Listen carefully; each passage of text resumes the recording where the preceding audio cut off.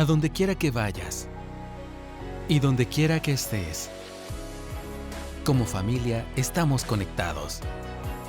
Y hoy, más que ayer, nos conectamos para estudiar juntos la Biblia, como familia de Centro Bíblico El Camino.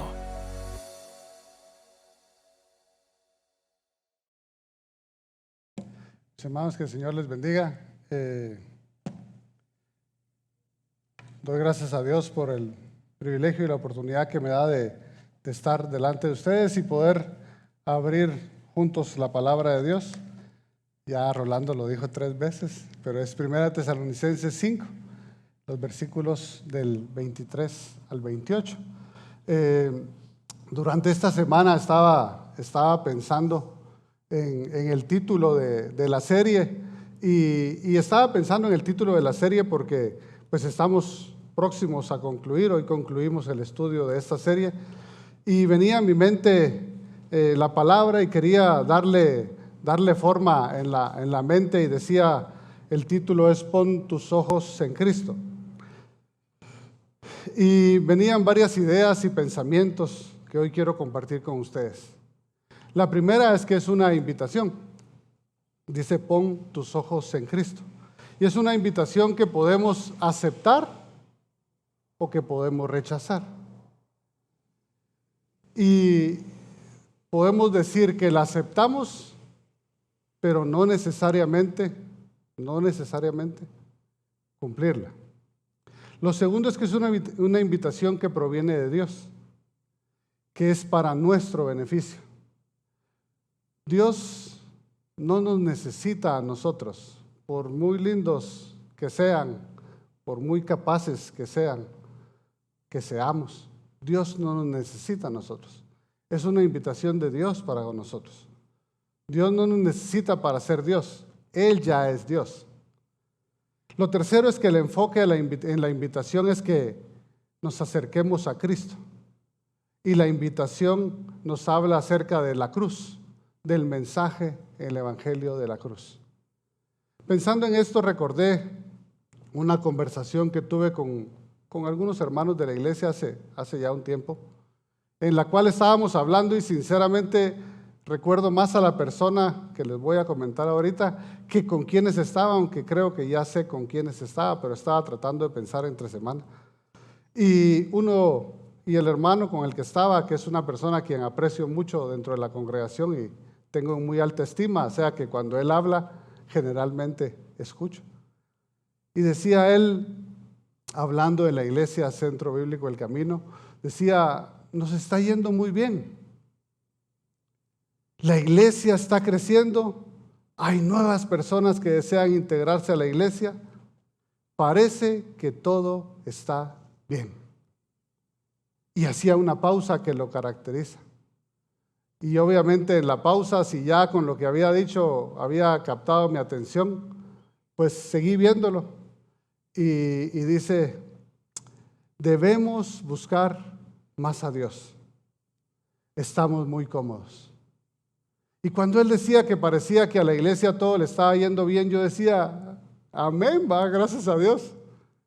Pero la reflexión de él es, debemos buscar más a Dios en oración. Estamos muy cómodos. Me hizo recordar lo que mirábamos en la primera parte de los primeros versículos de 1 Tesalonicenses, donde Pablo afirma que ellos habían sido fieles al evangelio en medio de la persecución. Reconocía la fidelidad de Dios y la voluntad de ellos al querer anunciar el evangelio. Buscando el significado de la palabra motivación y queriendo entender cuál era la motivación de los tesalonicenses, encontré algo que deseo compartirles. Y decía así, la persona más motivada en el mundo es una persona que mide unos 50 metros de altura, que no sabe nadar, pero se encuentra en una piscina que tiene una altura de 1,80 centímetros de altura. Y en mi mente decía, seguro que hay una motivación. Si yo no sé nadar y estoy abajo de donde está mi altura, yo voy a querer moverme, no voy a estar inactivo, voy a querer salir y esforzarme por cumplir la meta. Y por eso me llamaba la atención y decía, ¿qué pasa si te tiran yo sé nadar, pero no crean que soy Phelps. Entonces, cuando me meto a la piscina y me sobrepasa la altura, ya me pongo algo nervioso. Y entonces me ponía a pensar en esto y decía, ¿cuál era la motivación de los tesalonicenses? Y así como los nuevos cristianos de Tesalónica, motivados por la palabra que habían creído y también por la persecución, ellos no dejaban de hablar de Cristo por donde pasaran. Y si nosotros buscamos, sin perder su pasaje en 1 Tesalonicenses 1, los versículos 7 y 8 dice, como resultado han llegado a ser un ejemplo para todos los creyentes de Grecia, por toda Macedonia y Acaya. Y ahora la palabra del Señor está siendo anunciada partiendo de ustedes hacia todas partes. Aún más allá de Macedonia y Acaya, pues donde quiera que vamos encontramos personas que nos hablan de la fe que ustedes tienen en Dios. La iglesia de Tesalónica estaba conformada con una mezcla de griegos que habían creído en el mensaje de la cruz y su vida daba testimonio de ello. En toda la epístola vemos temas profundos que se han tocado para una iglesia naciente, para una iglesia que estaba conociendo al Señor, pero que son base para la creencia y perseverancia. En el capítulo 5 nos habla acerca de una verdad que aplica para los dos únicos grupos posibles. Y la primera verdad es para aquellos que quieren creer la verdad. Y el segundo grupo es para aquellos que deciden no creer en la verdad. Solo hay dos grupos, los que deciden creerla y los que deciden no creerla. ¿Y cuál es la verdad? Y la verdad en la que se centra Tesalonicenses es que el Señor vendrá. El Señor regresará. Y lo compara con los dolores de parto de una mujer que está embarazada, que son inevitables, que son inesperados, la cual precisamente no conoce cuándo va a nacer su hijo, pero sí puede sentir los dolores en su cuerpo, que le aseguran que el bebé que lleva en su vientre va a nacer. Los dolores de parto son certeros, repentinos, irresistibles e inevitables, así como la venida del Señor. La venida del Señor nos trae juicio y justicia. Juicio de Dios para todo aquel que decidió no creer en el Evangelio y la salvación por medio de Jesucristo. Y justicia para todo aquel que no le será tomado en cuenta su pecado, porque ha depositado su fe en Jesús. Hoy el pasaje que vemos en los versículos en su Biblia aparece como una oración final de Pablo, pero nos muestra claramente dos aspectos. El primer aspecto es un llamado al creyente, eso quiere decir un llamado a nosotros hacia la santificación, con una meta clara. Y lo segundo que nos muestra el pasaje es la única forma de lograrlo, que es en dependencia de Él. Veamos el pasaje y aunque ya lo leímos, quiero leerles los versículos de 23 al 28 y dice, y que el mismo Dios de paz los santifique por completo y que todo su ser, espíritu, alma y cuerpo sea preservado irreprensible para la venida de nuestro Señor Jesucristo. Fiel es aquel que lo llama, el cual también lo hará. Hermanos, oren por nosotros, saluden a todos los hermanos con beso santo. Les encargo solemnemente por el Señor que se lea esta carta a todos los hermanos. La gracia de nuestro Señor Jesucristo sea con ustedes. Y esa es la versión Nueva Biblia de las Américas, pero les voy a leer también la versión Nueva Traducción Viviente. Y dice, ahora, venimos de las dos exhortaciones de la semana pasada, que el Dios de paz los haga santos en todos los aspectos y que todo su espíritu, alma y cuerpo se mantenga sin culpa hasta que nuestro Señor Jesucristo vuelva. Dios hará que esto suceda, porque aquel que les llama es fiel. La semana pasada veíamos dos exhortaciones que nos da la palabra para todos aquellos que somos creyentes. Sin lugar a duda, es bueno que volvamos a revisar y que veamos rápidamente esas exhortaciones. No para hacer un checklist, o como decía mi jefe, doble checklist, porque era bien exigente. Y que veamos cuáles cumplimos y cuáles no cumplimos en su totalidad, o por no decir, no estamos queriendo cumplir. Debemos de recordar que hemos sido llamados para vivir como hijos comprometidos con Jesús y que este compromiso viene únicamente de la mano de una relación directa con Él y se va a evidenciar en nuestra forma de vida. Y las exhortaciones eran estas, aunque ustedes la tienen ahí en la palabra. Honren a sus líderes, vivan en paz unos con otros, amonesten a los perezosos, alienten a los que tienen poco ánimo, sean pacientes con todos, no paguemos mal por mal, nunca dejemos de orar, sean agradecidos en toda circunstancia, no apaguen al espíritu, retengan lo que es bueno, no desprecien las profecías, absténganse de toda clase de mal. Y yo no sé ustedes, hermanos, pero si nos ponemos a analizar cada una y al revisar la lista, al estudiar la palabra, yo me miraba y lo único que miraba en mí era incapacidad. Incapacidad para cumplir todas ellas.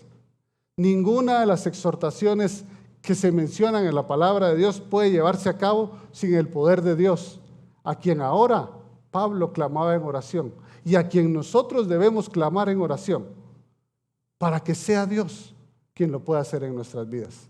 Y lo primero que miramos en el pasaje es un llamado al creyente a la santificación, con una meta clara. ¿Y cuál es la meta? El pasaje lo dice: presentarnos justos delante de Dios. Y el versículo 23 dice que el mismo Dios de paz los santifique por completo. ¿Queda algo fuera de él? Por completo. Y que todo su ser, espíritu, alma y cuerpo sea preservado, irreprensible, para la venida de nuestro Señor Jesucristo. El pasaje empieza afirmando algo cuando dice: y que el mismo Dios de paz. Y es que nuestro Dios es un Dios de paz. Al ser un Dios supremo y un Dios todopoderoso, nosotros sabemos que el único que nos puede dar paz verdadera es Dios. Ni nuestros logros, ni nuestro dinero, ni cualquier cosa, ni la familia, ni la gente que nos rodea. La paz solo puede provenir por aquel que la puede dar. Y aquí dice: y el mismo Dios de paz, solo Dios, como un Dios todopoderoso, puede dar paz en nuestro corazón. Los griegos entendían la paz como la ausencia de la guerra. Los judíos la entendían como prosperidad en todo. Dios nos garantiza a nosotros una prosperidad en un sentido más amplio, una prosperidad espiritual. La verdadera paz solo puede provenir si es dada por Dios. La paz de Dios debe producir en nosotros la santificación. Como vemos en los pasajes que hemos leído a lo largo de la serie, el propósito de Dios para sus hijos es la santificación. Y ustedes revisen ahí en 1 Tesalonicenses 3, el versículo 13 dice: a fin de que Él afirme sus corazones irreprensibles en santidad delante de nuestro Dios y Padre en la venida de nuestro Señor Jesús con todos sus santos. Y la clave está en Él afirme sus corazones irreprensibles en santidad. Y en 1 Tesalonicenses capítulo 4 versículo 3 dice: porque esta es la voluntad de Dios, su santificación. Y en los versículos 7 y 8 dice: porque Dios no nos ha llamado a impureza, sino a santificación. Por tanto, el que rechaza esto, no rechaza a hombre, sino al Dios que da su Espíritu Santo. La santificación es necesaria en la vida de todo creyente. La santificación es necesaria en mi vida. La santificación es necesaria en su vida. ¿Y qué es la santificación? Se trata de ser liberados del poder del pecado a una vida que está gobernada por Dios, que nos permite disfrutar de su presencia y de una relación con Él. La santificación es algo distinto y diferente, que rompe viejas asociaciones que nosotros tenemos con el pecado y que nos forma a una nueva vida en Cristo. Vamos a poner un ejemplo. Un vestido es un vestido, la misma palabra lo dice. Pero un vestido de novia es santificado, es apartado para un propósito específico. Dios quiere que seamos nosotros, como sus hijos, apartados para un propósito específico. Y el versículo sigue diciendo, y todo vuestro ser, espíritu, alma y cuerpo, sea guardado irreprensible. El guardarnos, Dios, guardarnos irreprensibles, es el propósito de nuestra santificación. El uso que Pablo hace de espíritu, alma y cuerpo en este pasaje ha llevado a muchos a creer que el hombre está conformado por tres distintas partes: espíritu, alma y cuerpo.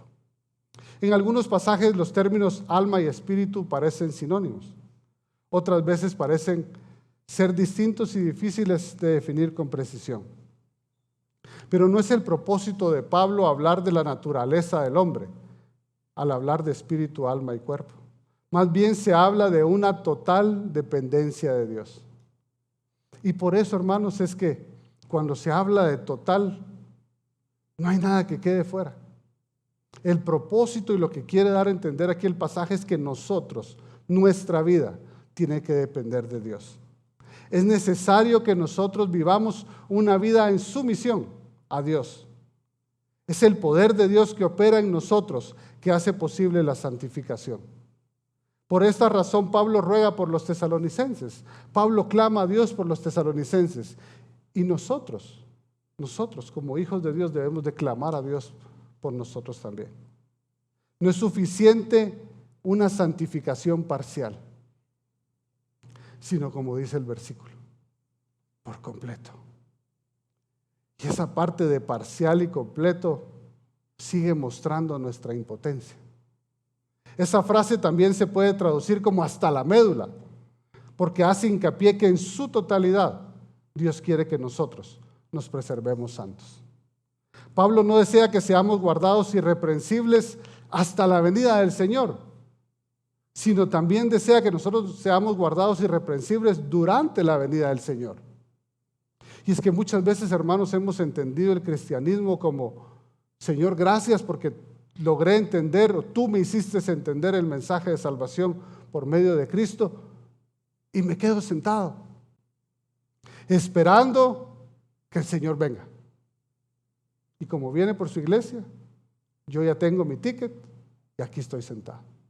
Pero no es eso, hermanos. Lo que el Señor quiere con la santificación es que nosotros podamos vivir también a través de la venida del Señor y que nuestra vida, al igual que los tesalonicenses, pueda ser de bendición para otros. Cuando hablamos de la segunda venida del Señor, tenemos que recordar algo que hace algunos años, cuando yo lo escuché, no dejaba de, aunque conozco la palabra, no dejaba de inquietarme, y era acerca de hablar de un juicio. Y es que la idea de un juicio venidero está en toda la enseñanza de la venida del Señor Jesucristo. Y no nos sentimos muy cómodos cuando hablamos de un juicio. Si recordamos al inicio de esta serie, puesto los ojos en Jesús, vemos cómo el testimonio de los creyentes en Tesalónica estaba transformando el mundo, cómo el conocimiento del Evangelio y ellos, al creer en él, su vida se había vuelto contracultura. Los cristianos de Tesalónica influenciaban todo su entorno porque su práctica de vida era distinta, su práctica de vida era diferente. Ahora tenemos que hacer una pausa y nos tenemos que preguntar si el Evangelio que nos ha alcanzado a nosotros, si el Evangelio que me ha alcanzado a mí, ha dado ese mismo resultado, una práctica de vida distinta. Y en la serie dice, puesto los ojos en Jesús, y eso rompe todo pensamiento humano que va contra el Evangelio, porque el mundo, cada vez lo que es malo se va viendo más normal. Y lo que antes era malo, ahora parece bueno, y si no bueno, pues normal o un poco bueno. Yo veía una noticia de junio del año pasado en Estados Unidos y se los voy a leer. Dice, suspenden a maestro de escuela elemental en Virginia por afirmar que el sexo es biológico y negarse a usar pronombres preferidos de estudiantes con disforia de género. Durante una reunión con la Junta Educativa, Tanner Cross afirmó su posición y dijo: amo a todos mis estudiantes, pero nunca les mentiré sin importar las consecuencias. Soy un maestro y esta parte me encanta. Y dice, pero le sirvo primero a Dios. Y no voy a afirmar que un niño biológico puede ser una niña y viceversa, porque va contrario a mi religión. Eso es mentirle al niño, es abusar del niño. Y esta parte también me encanta. Y es pecar contra Dios. Él tenía claro el propósito de su vida. Él tenía claro el propósito de su vida.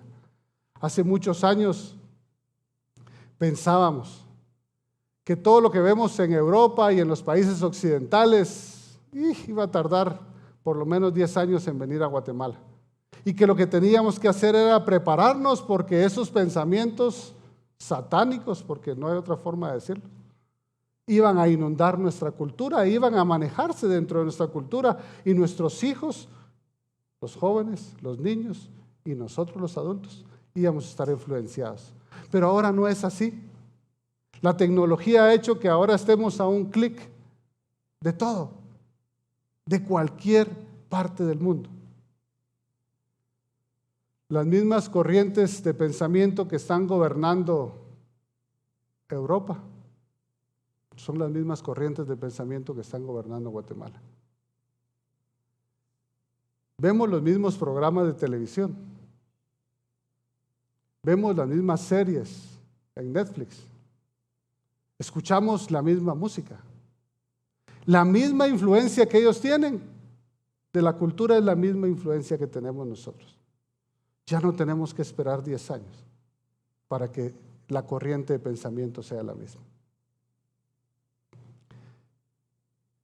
Y pareciera que al ver las cosas en la televisión, al ver las cosas en las redes, sabemos que es malo, pero se va volviendo normal.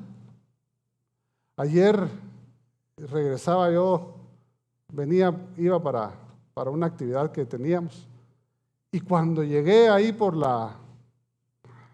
en la zona 4, no soy muy bueno con las avenidas, así que no les dije qué avenida es. Cuando estaba ahí en la zona 4 me topé y vi un gran desfile ahí. Y me dice mi esposa, mi amor, date la vuelta. Es el desfile gay. Y mis hermanos, eso ya no es lo que mirábamos en otros países. Lo vemos acá. Esa corriente de pensamiento que atenta contra el Evangelio y el mensaje de la cruz es la que nosotros vivimos todos los días. Ahora, el propósito de Dios de llamarnos a santificación es que seamos nosotros una iglesia que sea transformada a un nuevo modelo de vida, que esté comprometida con Jesús y con el Evangelio, y que en ese proceso no solo nos preserve a nosotros, entendiendo que es preservar para la segunda venida del Señor Jesús, sino que nuestra vida pueda influenciar la vida de otras personas. Ahora me sigo viendo, y si tuviera un espejo enfrente, seguiría viendo lo mismo que vi con las exhortaciones. Incapacidad. Incapacidad para vivir como Dios quiere que viva. Y por eso es que lo segundo que nos enseña el pasaje es que la única forma de lograrlo es en dependencia de Él. Y el versículo 24 dice, fiel es aquel que los llama, el cual también lo hará. Esa es la Nueva Biblia de las Américas. Y la Nueva Traducción Viviente dice, Dios hará que esto suceda, porque aquel que los llama es fiel. Dios suple todo lo necesario en su fidelidad. Y nuestra fe en el poder de Dios no se basa en nuestras fuerzas, se basa en su fidelidad. Pablo está confiando que Dios va a poner a disposición de los tesalonicenses todo lo necesario para ser santos y puros hasta el día del Señor, pero está basado en su fidelidad. Y así como para los tesalonicenses es también para nosotros. Si Dios nos ha llamado a la santidad, debemos entender que Él va a ser fiel hasta el cumplimiento de este llamado. No descansamos nosotros en nuestro propio deseo o en nuestra debilidad o en nuestro deseo de obedecer a Dios. Descansamos en su fidelidad, porque el que lo ha prometido, lo va a cumplir. Nuestro Dios es un Dios de acción, es activo y está trabajando y quiere trabajar en nuestra vida. En Números 23:19 dice: Dios no es hombre para que mienta, ni hijo de hombre para que se arrepienta. Descansamos en su fidelidad. No descanso en mis fuerzas, porque si no sigo viendo debilidad. No descanso en lo que yo puedo hacer, porque no lo puedo hacer. En Juan 10, versículo 28 y 29 dice: yo les doy vida eterna y jamás perecerán. Y esta parte me encanta, porque muestra su misericordia. Y dice: y nadie las arrebatará de mi mano. Mi Padre que me las dio es mayor que todos, y nadie las puede arrebatar de mi mano. Nosotros no confiamos en nuestra increíble, débil fuerza para mantenernos en una relación con Dios. ¿Por qué vamos a fallar? Confiamos en aquel que nos guarda cada día. Ahora el pasaje nos anima a poner los ojos en Jesús. ¿Por qué? ¿Por qué? Porque necesito ser transformado a su imagen. Porque si no es en sus fuerzas, yo no puedo hacerlo. Porque la cultura que nos envuelve no le sigue a Él, pero necesita de Él. Porque su venida trae juicio y justicia. Porque en Jesús su justicia es vida eterna. Porque Él desea que nosotros seamos instrumentos de justicia. Ahora la pregunta que me hacía y quiero que ustedes se la hagan es: ¿cómo puedo evidenciar o cómo puedo autoanalizarme o cómo puedo analizar si la forma de vida que tengo está puesta o tengo puestos los ojos en Jesús? Y lo primero que traía a mi mente este pasaje es que si yo tengo puestos los ojos en Jesús, vamos a estar esperando su venida.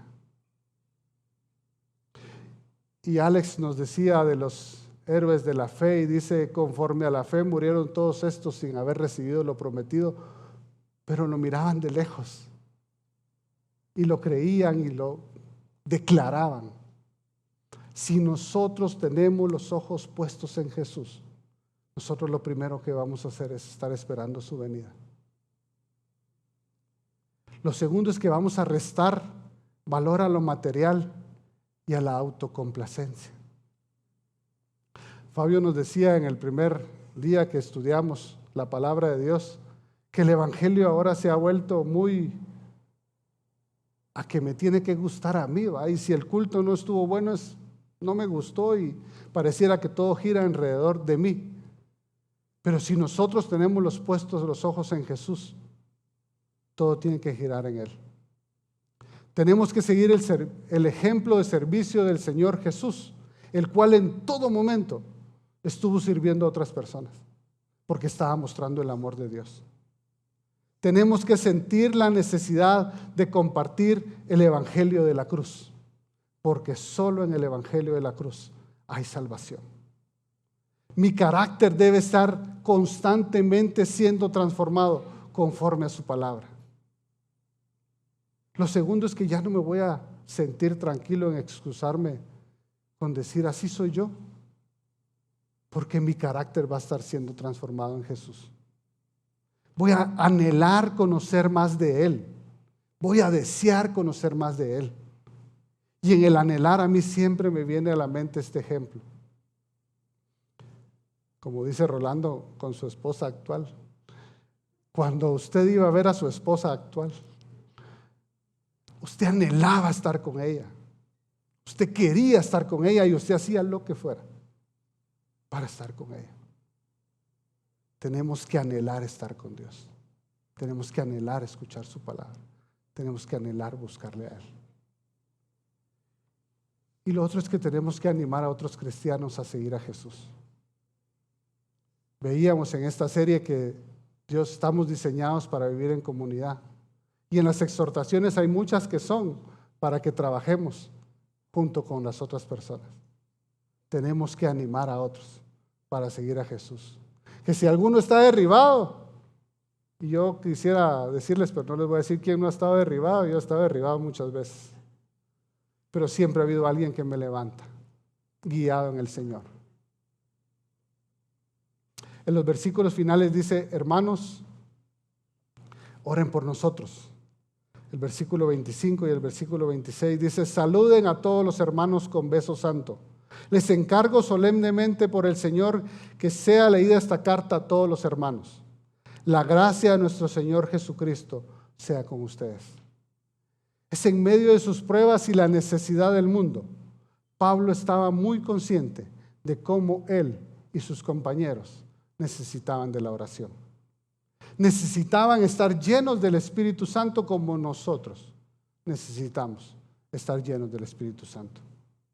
El ser hombres, en este caso hablando de Pablo, el ser hombre y de nosotros también, el ser hombre, hombres elegidos por Dios, no significaba que no necesitáramos oraciones. No solo para nosotros, no solo para ellos, sino para el ministerio al cual el Señor nos ha llamado a desempeñar. El pasaje termina como empezó en el versículo 28, como empezó la epístola. Si nosotros miramos la epístola en el capítulo 1 y versículo 1 dice: